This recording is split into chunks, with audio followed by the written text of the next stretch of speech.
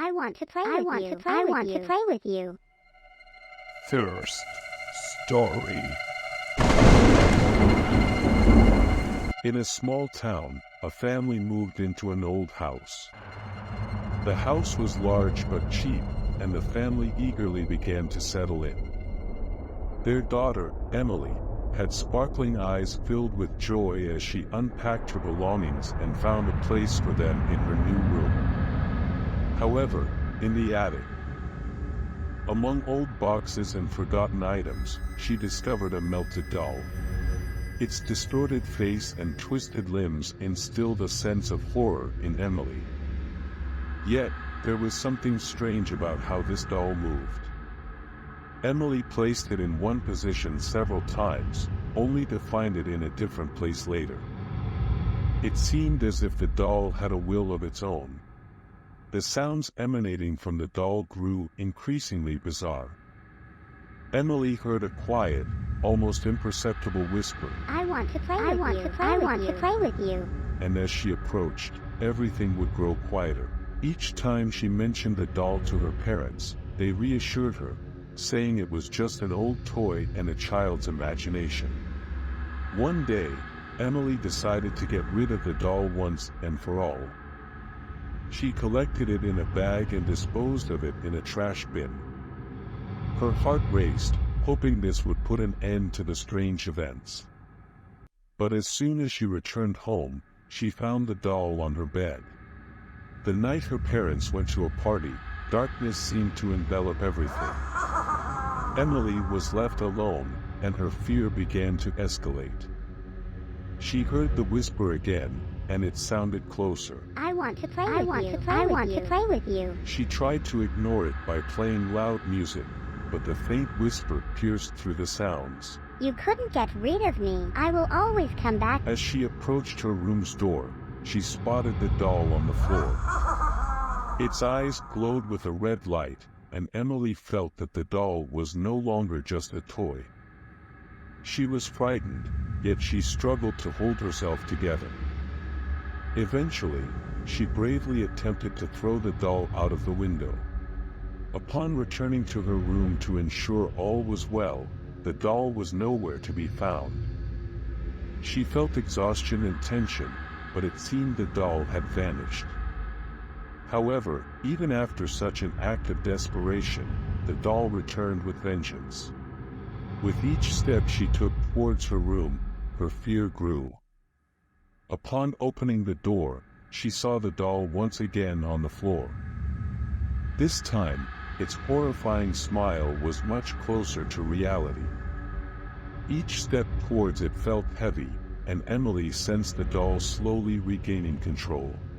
You couldn't get rid of me. I will always come back, Emily. The whisper echoed. Emily tried to scream, but no sound came from her throat. The doll drew nearer, and the world around her began to crumble. And now, the malevolent spirit released from the doll resides within Emily, continuing its dark games.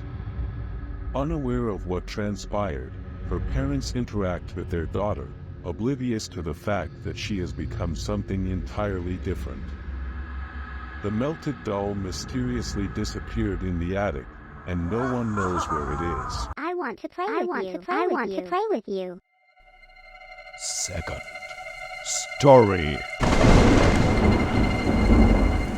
In a gloomy alley hidden from passersby, stood an ancient toy store.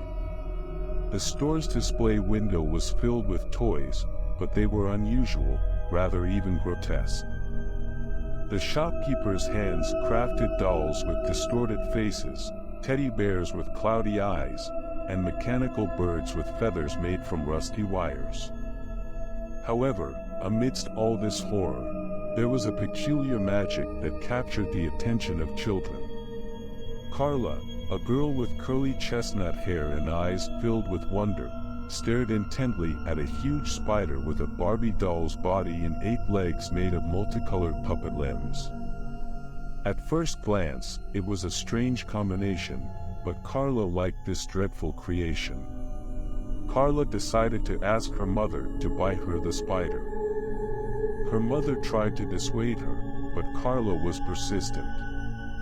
In the end, her mother couldn't resist her daughter, and they left the store with a new toy companion. In the evening, Carla couldn't tear herself away from her strange spider.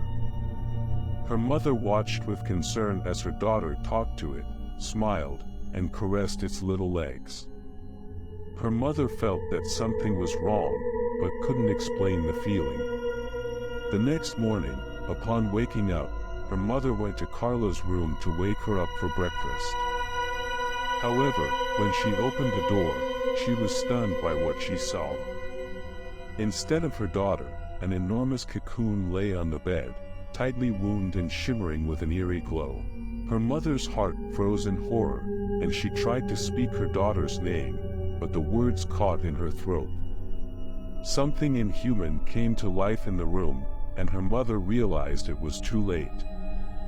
She watched as the cocoon began to split open, revealing a horrifying creature, something between a human and a spider. Her mother couldn't bear this nightmare and lost consciousness. Carla's body was never found. Her father, consumed by anger and grief, decided to seek revenge. However, upon arriving at the location of the toy store, he found that the building was empty, as if it had vanished into thin air. The shopkeeper and the strange toys were nowhere to be seen. Yet, in the hearts of everyone who had ever entered that store, a trace of unimaginable horror remained. I want to play with you. Third story. In a quiet town, lived a modest girl named Sarah. But one day, Kate appeared on her path, a bright and talkative classmate, the life of the party. Sarah often admired her ability to capture attention and make new friends. The more Sarah noticed Kate, the stronger her desire to be friends with her became. One day, Kate announced that her birthday was approaching. Sarah decided that this was the perfect opportunity to try to become friends. She chose to craft a handmade gift for Kate to demonstrate her sincerity. While searching for ideas, Sarah accidentally stumbled upon a strange website online. It described a ritual involving creating a doll linked to the owner's soul. Sarah smirked, thinking it was just a joke, but decided to give it a shot anyway. Following the instructions, Sarah crafted the doll and even placed a lock of Kate's hair inside it. She felt a strange tremor, but dismissed it as nonsense. When Kate's birthday arrived, Sarah presented her with the doll, genuinely hoping to connect. Kate smiled and said she appreciated it. But Sarah sensed that something was off. As they entered the classroom, Kate's mood suddenly changed. She began to mock the doll, showing everyone the strange and ridiculous gift she had received. Sarah felt her cheeks flush, tears welling up in her eyes. Kate tossed the doll at Sarah, prompting laughter from everyone else. In that moment, Sarah lost the last fragment of her small hope for friendship. Blinded by tears, she stumbled her way to the school's exit. The doll remained in her hands, a symbol of her unfulfilled desires. The pain and humiliation seemed unbearable. Tears continued to flow as she reached the river. Looking at the doll, she realized it had become a witness to her disappointment. A sudden surge of rage consumed her, and she hurled the doll into the water. It sank, and at that moment, Sarah felt a part of her pain disappear. Days went by, and Sarah hardly left her house. Slowly, she began to forget what had happened, and it seemed that nothing could change her life anymore. However, when she returned to school, she heard dreadful news. Kate's body had been found in the river by fishermen. Sarah shuddered. But she never told anyone that she had been there too. She understood that now her pain and fear would forever be a part of her life, reminding her of the consequences of her strange ritual.